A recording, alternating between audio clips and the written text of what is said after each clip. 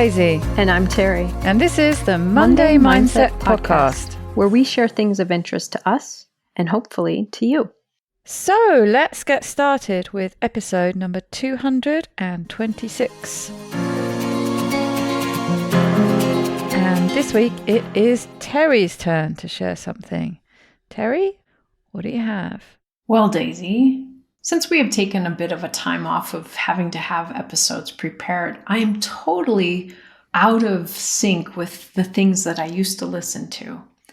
So when I was looking for something to share with you, I thought, what the heck? I'm just going to venture out there a little bit and try something new. So I found this little podcast called Living Planet. Now, some people are going to start rolling their eyes right away because, yes, it is about the climate and the planet and environmental issues.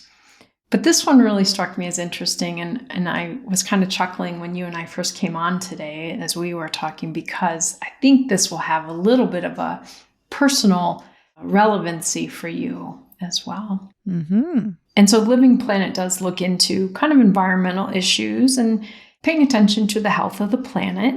And every week they share one topic of something of importance. And what I listened to from a few weeks ago was an episode called Deep Dive, The Dirty Truth About Laundry. Now, you might think, Terri, why would you pick a topic about laundry? But I think that, when I think about environmental things, every now and then I can get a little bit obsessive about it and get a little bit worried and go down that path. So listening to this was a little eye-opening to me. And it's not necessarily in line with some of the things you and I do about like, oh, how could I improve my longevity? Or how can I help my brain function better? But how could we help save our planet a little more? So the episode opens with the host talking to a woman who runs a place called Spin Laundry Lounge in Portland, Oregon, in the US. The person who does this podcast, actually, I think is in Germany. But she has this laundromat. I don't know what you call them there. Different people call them different things. Yeah, laundrette. Yeah. I have a friend in Indiana who calls them that. I'm not sure where that comes from, but maybe coming from across the ocean. But so they were talking about, just in this example, this business, she was looking for a sustainable business idea. And so, of course, laundry is pretty sustainable. We're always going to need it. But she looked at doing it differently. And so she uses machines that are very energy efficient and actually creates an environment there that's very social. So there are social events going on at this laundromat and things. So it was really kind of cool just listening to that part. But that wasn't really the whole reason why this episode was done. It really was about what is our system of doing laundry kind of doing to our environment, and could we improve it? I want to share some details. Often I don't share these kind of details, but I think they were pretty fascinating. So people in general are washing clothes more than ever before. And it wasn't until like the 1950s that at-home laundry became a part of most homes in the US and Europe. And currently it is still growing pretty rapidly in developing countries. So here's a fun number. There are currently 1.3 billion washing machines worldwide. Wow. 1.3 billion. And those washing machines use an equivalent of 23,000 Olympic-sized swimming pools every day. Wow. So as we talk about our water quality and shortage of water and things, I really had to think about, are these washing machines part of this? Washing machines are responsible for about 2% of electricity consumption. And estimates are that by the end of this decade, there will be 1.4 billion. So the number is just increasing. I also found it pretty interesting that people are studying this. To me, it's like, what is it about this topic that's valuable enough that people are looking into the details? So a US study estimated that residential laundry, so having the machines in your home, accounts for 179 million tons of CO2 per year. This, again, just in the US. And this is like powering 23 million homes. Wow. It's a lot of CO2. Mm. Well, some other interesting facts about it is the soap. And this is actually the part that I myself have gotten focused on in my own home. Not as much about the machines, but what kind of soap do I use? And for me, one of the big changes years ago was I stopped buying laundry detergent that comes in plastic jugs, because I do have a lot of concerns about this waste not being able to be recycled or being able to, it's just clogging up our system in horrible ways. But interestingly, the soap that is used in detergent is derived from fossil fuels. So as we look at our reliance on fossil fuels, we might want to look at what we're using for detergent. It can be derived from plants, can't it? Or is it the process, the extraction process? I'm not sure. They didn't separate that out, but I'm sure, like you said, even when we use a different source, how we do it and how we ship it and how we do all these things with it. But they said that 1/5 of the carbon footprint from laundry is from the chemicals from the detergent. So a pretty significant portion. And another thought that I had not considered about laundry is that washing our clothes, particularly based on what our clothes are made of these days and the detergents we use, are a major source of microplastics. So 1/3 of the microplastics around the world come from laundry, because when we do laundry, it breaks down the fiber in the clothes. And so many of our clothes now are polyester and blends that we're breaking down these microplastics. And then what does this result in? Polluted water, polluted oceans, polluted soil, and polluted air. Now I feel like I'm never going to wash my clothes again. Like I'm doing all of this stuff. So in looking at these statistics and some of these issues, people who are involved in, trying to solve this issue or improve this issue started to kind of research people's habits around laundry and to see, can we not only make our machines more efficient, can we make them use less energy and all of those things, but also, can we change some of the people's behaviors around it? So this one woman was interviewed and she did a study, and her population was college students. So how representative of the rest of us this is, I don't know. But interestingly, 40 to 50% would not wait for a full load. So they would just wash whatever they needed at the time. So they would wash a lot of small loads. So this is part of the issue of what's going on with laundry, is not washing full loads. And many of them expressed a belief that filling the washer is not effective, that clothes won't get clean, so they don't fill the washer, so they do small loads, and that their clothes can only be worn once. So you can see this is making all of these numbers about how much water and how many chemicals and all of this grow and grow with these beliefs. So she talked about some things that they have identified that can help with some of the impact of our current laundry issue, and that is using a quick wash cycle. So instead of a cycle that lasts 53 minutes, you do one that lasts 36 minutes. And the woman who runs that one laundromat that I mentioned at the beginning, the machines they use there are like 16 minutes instead of even 30 or more. So again, cutting down the length of the cycle not only uses less energy because less time, but also breaks down the fibers less. So if anyone listening wants to do something about affecting this, they could use a quick wash cycle. I guess that's where that concern comes in again of it not cleaning them, cleaning whatever you're putting in well enough on the shorter cycles. Along that same line is washing with cold water saves a lot. 90% of the energy for washing clothes in the US goes to heating the water. So if we did more of our washing on cold water, and it's basically kind of room temperature, and they gave some specifics that I'll share in a moment, that this also can significantly reduce the impact of what's going on in our water system. I've certainly seen that promoted a lot more with the detergents that you're buying. A lot of them are focusing on that, is effective at 20 degrees, at 30 degrees. You don't need to be washing your clothes at 60 degrees. Because again, it's that concern. Well, my sheets aren't going to get clean if I don't put them on hot enough. But so it's the development of the products that do actually work well. Because I always used to think of my dad who lives in Thailand, and there, the water doesn't come out cold, it's always sort of tepid, but their washing machines have always just worked on that quite a cool wash, but the products they use to clean, and their clothes are always clean, so it's obviously possible to do it.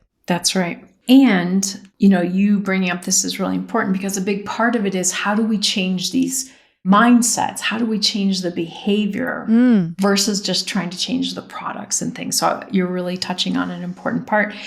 So hot water is not only not energy efficient, but it also affects the durability of clothes. So for those of you who are budget minded, you're wearing out your clothes more quickly by using longer cycles and hot water.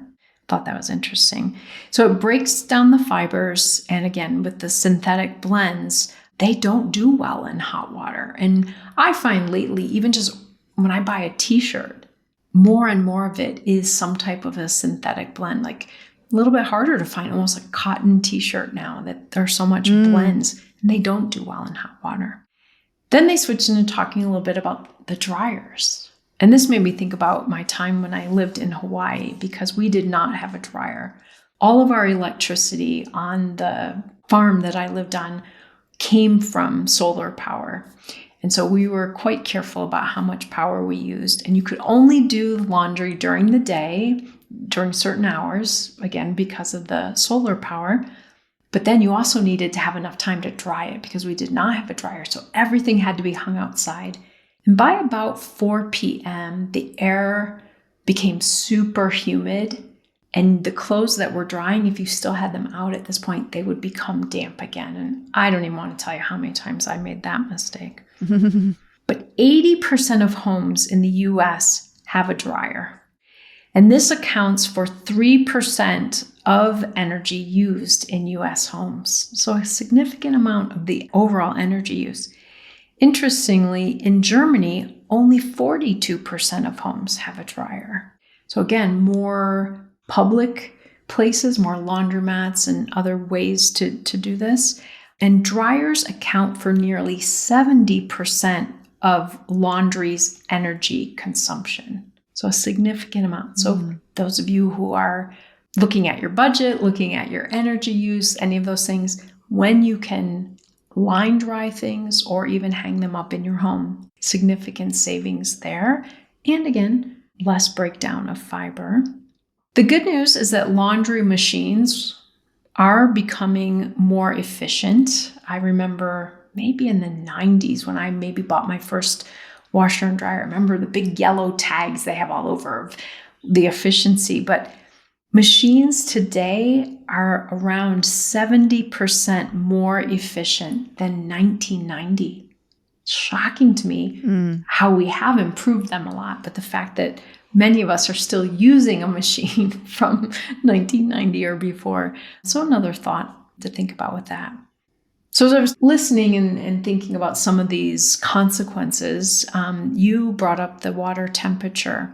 And they gave the example that where you are, Daisy, or other people who use the Celsius system, cutting your temperature from 40 degrees Celsius down to 30, or here it would be 104 down to 86, can cut the CO2 gas by 40%. That's a lot. So significant kind of savings for the environment by just using cooler water, not hot water. Now, getting back to your point about the beliefs about that, they then shifted gears and talked to someone who is a microbiologist and really looks at microbes and things. And he was talking about laundry. And he says, of course, you have skin microbes and you have fecal microbes and the fungi, all of these things. And he said cold water. So where you are, Daisy, that would be between 20 to 30 degrees Celsius would still be considered cold water, plus a detergent, reduces microbiomes by 99.9%. Oh, wow. So they don't have to be in really hot water, except there are certain microbes that do require hotter water. And it is partly what you were saying. Underwear, towels from the bathroom or kitchen, things, you've cut up some raw chicken on the counter and then you wiped it with the rag. Those microbes do require hotter water. And so it would be 60 degrees Celsius or 140 degrees Fahrenheit with a heavy duty detergent.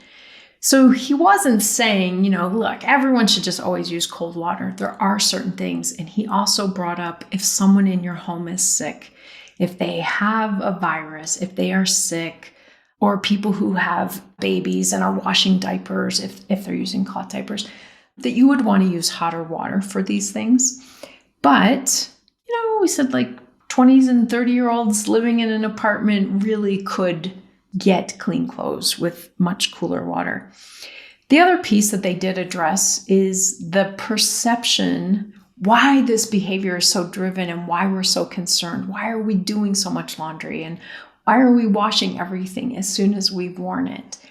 And they talked about, for so many people, the fear of being perceived as not clean. So they wear something for a couple of hours and it goes immediately into the wash. And when do you do wash? When the laundry gets full. So it's not really based on great reasoning. It's old habit. Laundry basket's full, I have to do laundry. How do you do laundry? I remember learning from my mom, you had a dark load, you had a light load, you had permanent press because you were going to dry that differently. And then you had whites because you were going to bleach that. Now, my mom was doing laundry for a family of 5, so she had enough laundry to divide into 5 separate loads probably, but I don't. But I'm still in that mindset that I can't put that lavender t-shirt in with those navy shorts.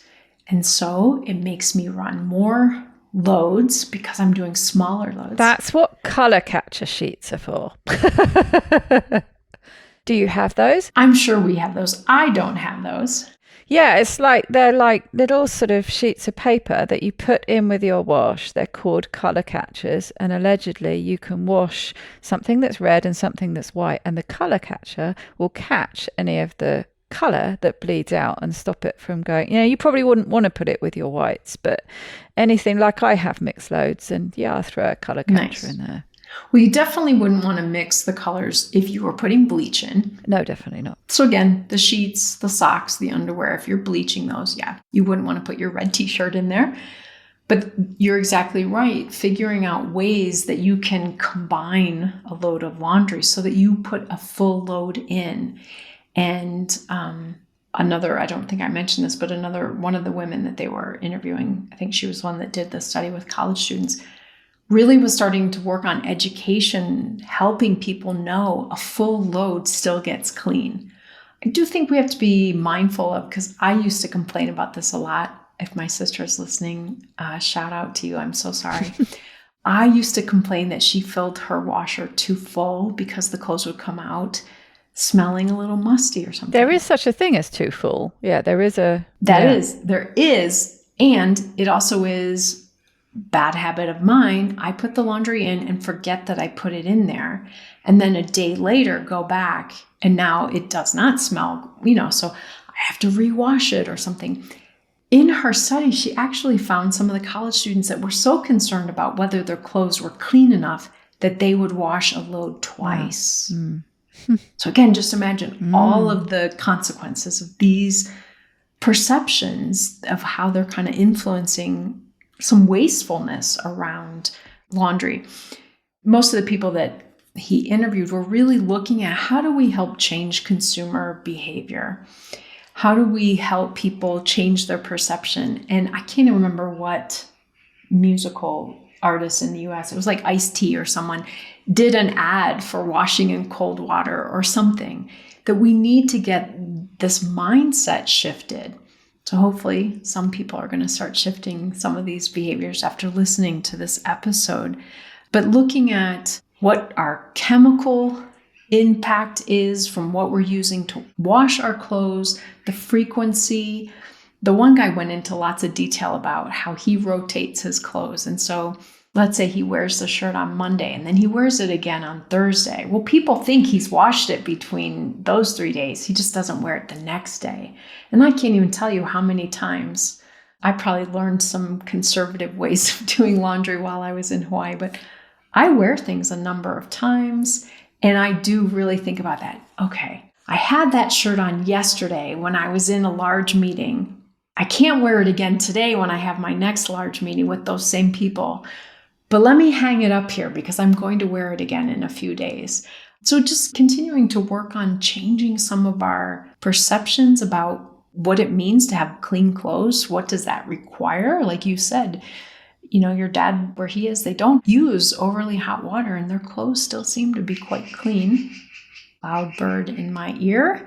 Magpie.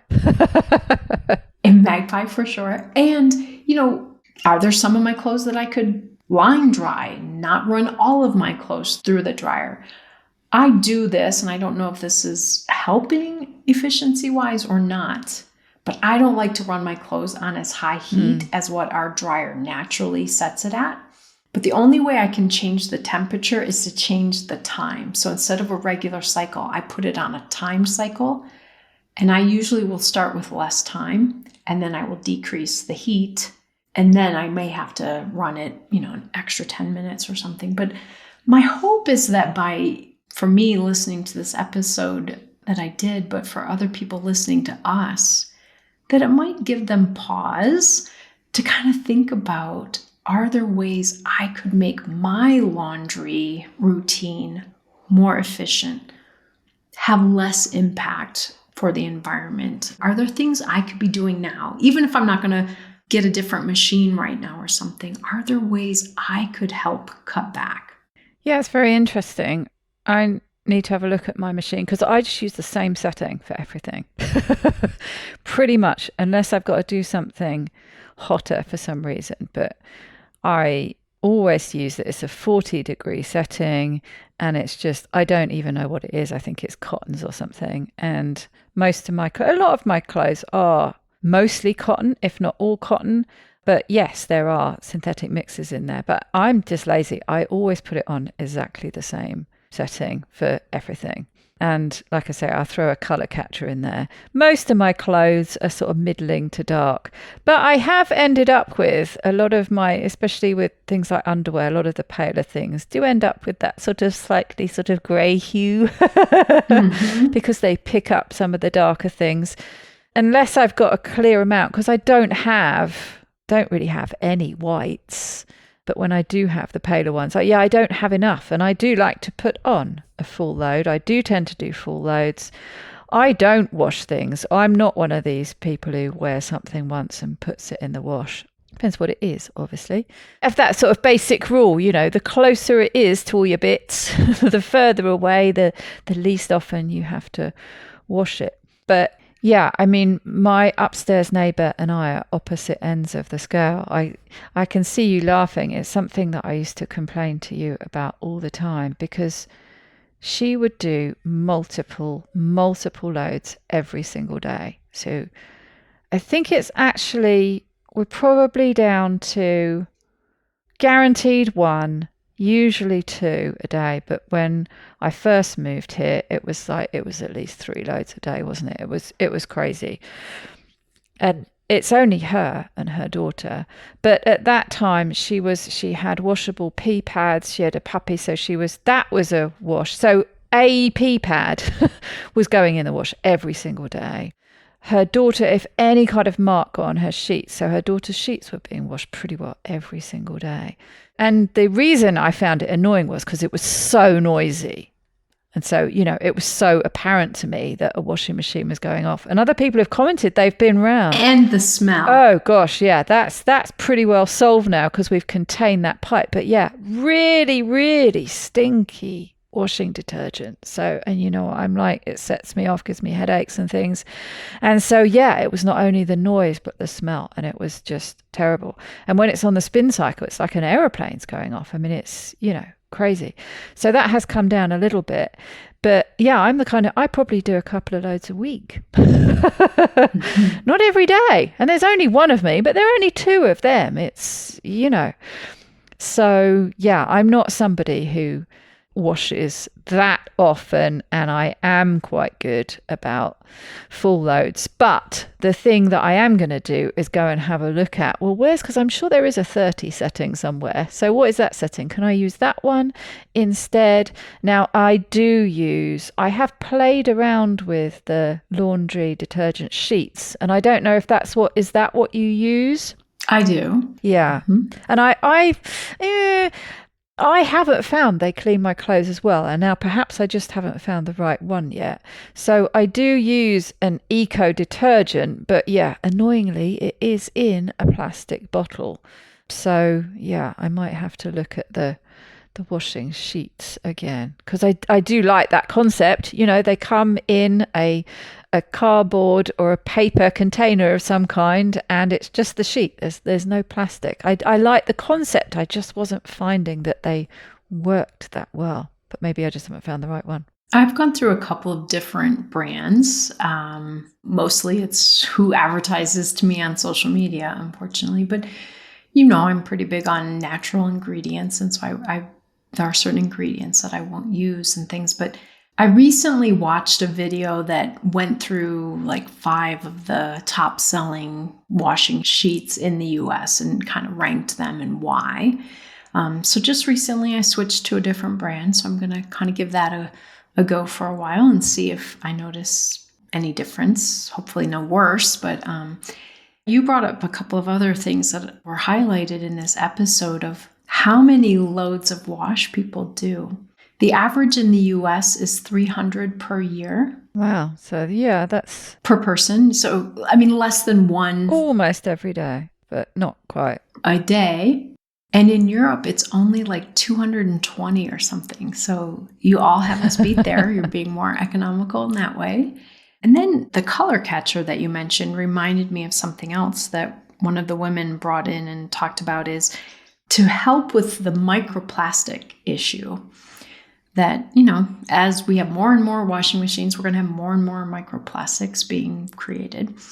There is a product called a Cora ball, Cora ball, that catches some of these microplastics and pulls them from the water. And there are some filters. And she mentioned one, I think this was the one I listened to my podcast, Speed It Up. And so I tried to go back and slow it down and listen, but I think she might have been talking about this one. It's called Scum Gone Microfiber Cleaning Towel. But there are washing machine filter bags and things, and I'm hoping this will be an area that we continue to improve availability of things that will help, or machines that start to have this kind of more built in to cut down on the microplastics. Yeah, because I mean, that's just they're showing that it's just getting into the food chain. It's getting into our brains. It's getting into all sorts of things. It's not good. And yeah, this is the advancing technology, this ever increasing demand for clothing that whatever doesn't need ironing, or it hangs nicely or whatever. But to get that, yeah, because cotton is, it needs more ironing and it's crispier. And so people are demanding certain kinds of fabrics, but to get those and to get the technology to fulfill that demand, we need more of these things. So again, you need more development in slightly different directions. But yes, I can remember showing somebody, I think it was something like jeans. I think it's nigh on impossible now to buy a pair of jeans that doesn't have some of the stretchy stuff in it. I can remember when I dug out my old 501s that I used to wear day in, day out as a teenager, and they eventually fit again. And I put them on. I was like, oh gosh, actually, these aren't very comfortable. Yes, they were very stiff. They were very heavy, and they were not like the jeans I was now used to. So it's amazing how much something like that has changed, something so ubiquitous that almost everybody wears. And they did a comparison. I think it was an old pair of jeans, but they composted them. And the old pair, did eventually completely break down because it was just cotton. Whereas you were left with this weird skeleton of stretchy plastic with the modern jeans that they're nice because they feel nice. They all have that little bit of stretch that we need. But yeah, there's a consequence of that. That's probably another episode on this podcast eventually, is how we're making clothing now. Like you said, the more natural fibers versus the more synthetic fibers. So, as we're going for what's less expensive to produce, what's more comfortable, what's more convenient, what's stain resistant, all of these things that we might want, what does that cost us environmentally? What's happening with, again, the fossil fuels or other chemicals that we're using to make these things? But you mentioning wearing these jeans, it reminded me of another reason why I thought of you when I was listening to this episode. France actually, I think, kind of leads the world in this, that starting in 2025, their new washing machines have to have a microfiber filter. Ah, interesting. So they are kind of leading the way in this. And Australia has signed on, I think, by 2030. So we're starting to see this as maybe some pressure of, we've got to do something about, even this one smaller component of the larger laundry issue. Well, and like you say, the machines are changing all the time. They're getting more efficient on. So we've got that old mentality, that the shorter cycles don't wash as well. But the technology is developing that actually, yes, it is. So things are getting as clean as they did with that necessity of a longer cycle and a hotter cycle, but you're achieving the same results with a shorter and a cooler cycle. And I mean, the same thing with the tumble dryers. When it came to getting a tumble dryer, because you do have to be careful depending on the home environment you have. Quite often it's actually advised you don't dry your clothes inside because you then create damp problems. So unless you're the kind of person who opens windows, you have to have the ventilation. So you don't want to be creating too much humidity, especially if you're already in a bit of a humid environment. So I do dry a lot of my clothes outside when the weather's nice. I love the smell of clothes dried outside. And as listeners will have guessed, I don't use stinky laundry detergents because I can't bear it. I can't bear that meadow fresh smell that lasts for 2 weeks. No, I don't want that. I want them to smell clean, but I don't want the perfume. There's a slight perfume to the ones. It's almost impossible to get them without, but it's minimal. But I love that smell that they come in when they've dried outside, unless the next door neighbour's having a bonfire. But, that lovely dried on the line smell, I just don't think you can get that any other way. But I do have a dryer, but I have one of these ones that's really efficient. And if you remember when I first got it, I had this real backlog of washing to do with not having, I can't even remember why, and we're not having a washing machine, not having things connected up, I can't remember, and I couldn't dry stuff. So I had this massive backlog and did something crazy for me, like 6 loads in a day or something. And I thought, and I dried them all as well. I thought, this is going to cost me a fortune. And I could see on the app how much energy I used and how much it cost. And I thought it was going to be like 30 quid or something. It was like £4.50. So that was really good to see that the hype around the type of dryer that was supposed to be much more energy efficient, much more cost efficient, was actually true. So although I do have a dryer, I have one of these ones that is quite efficient. And it doesn't, also something about the way it works, I think it works at a lower temperatures, but because it recycles the heat, something to do with that means it, a bit like the washing machines you were talking about, can dry things efficiently at slightly lower temperatures. And the knock-on effect of that, it doesn't have so much of an impact on the clothes. You know what it's like when you put clothes through a dryer, especially if it's too hot, it really degrades them quickly, doesn't it?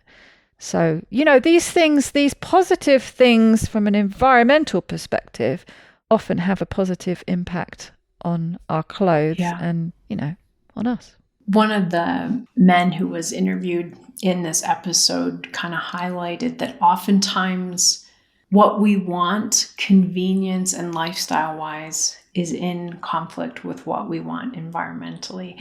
And so I think this is just one of those kinds of topics where we're having to balance that.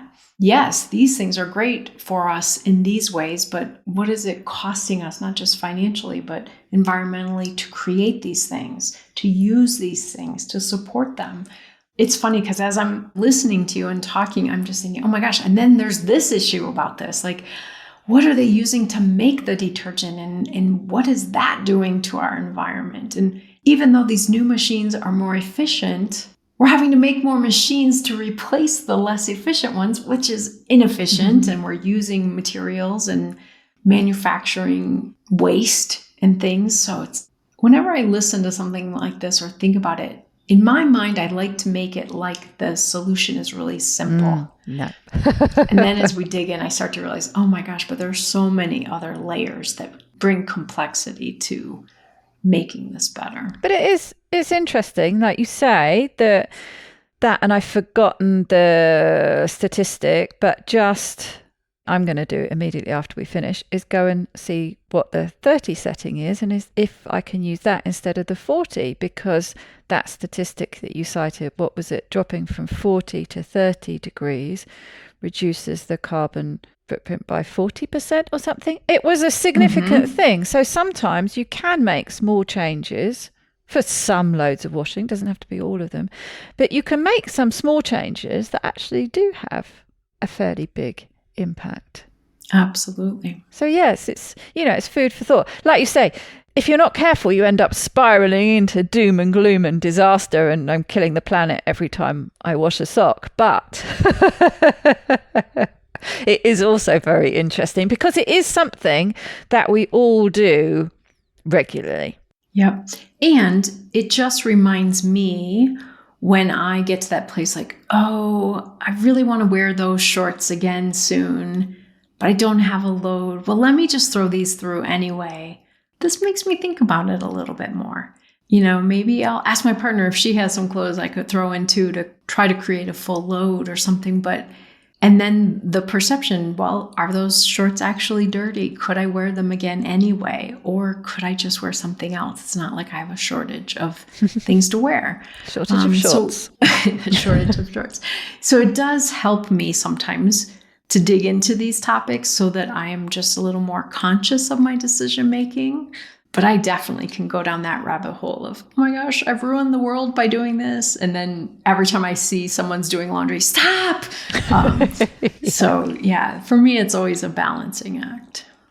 Very interesting. Well, I shall report back whether there's a handy 30-degree setting that I can just switch to and just use that all the time. Like I say, I'm very lazy with my washing. Almost everything goes in together. Certainly, I think all my clothes, I usually separate out. There are dog washes, there are sort of towel washes, and there are clothing washes, and that's pretty well it. All on the same setting. So maybe that will be the one big change. I think the only setting I change on the washing machine for me right now is I change it to, I think, bedding when I put the large carpet that I have. It's a washable carpet. And I think it just means like it knows that it's a heavier load and it's going to run a little bit longer, unfortunately. But delicates is the other one. I occasionally have something delicate I put on a delicate wash, but that's the other thing. I gave up ironing so long ago. I very rarely iron because I hate doing it. So, I choose my clothes accordingly.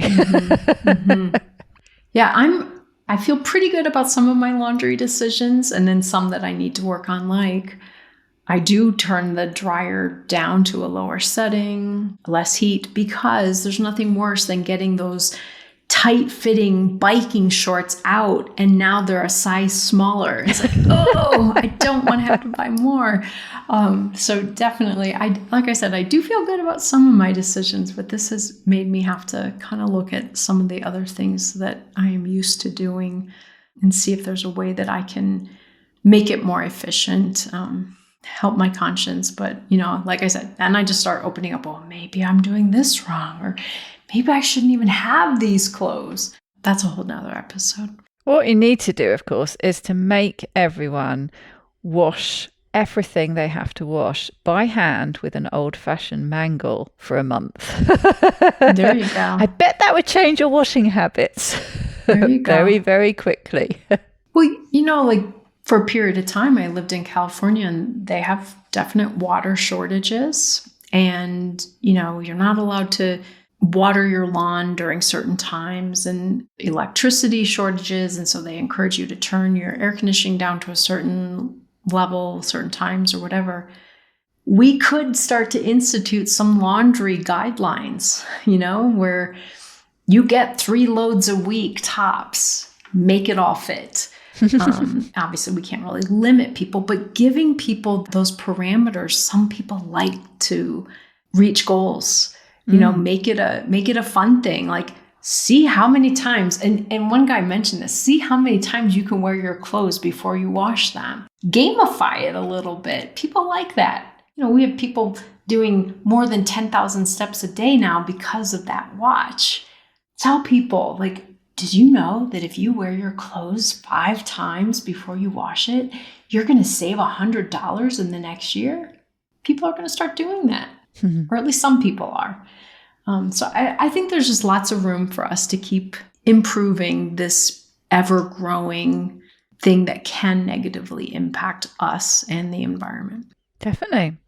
Well, very interesting foray there into something completely different. Thanks for that. Who knew we would talk about laundry? Who knew indeed? That it was definitely a surprise for me. We'll just wait until what I come up with next time. So until next time, when I shall report back how many washes I've done. No, I won't, don't worry. I hope you have a very wonderful and clean week. Take good care, everybody.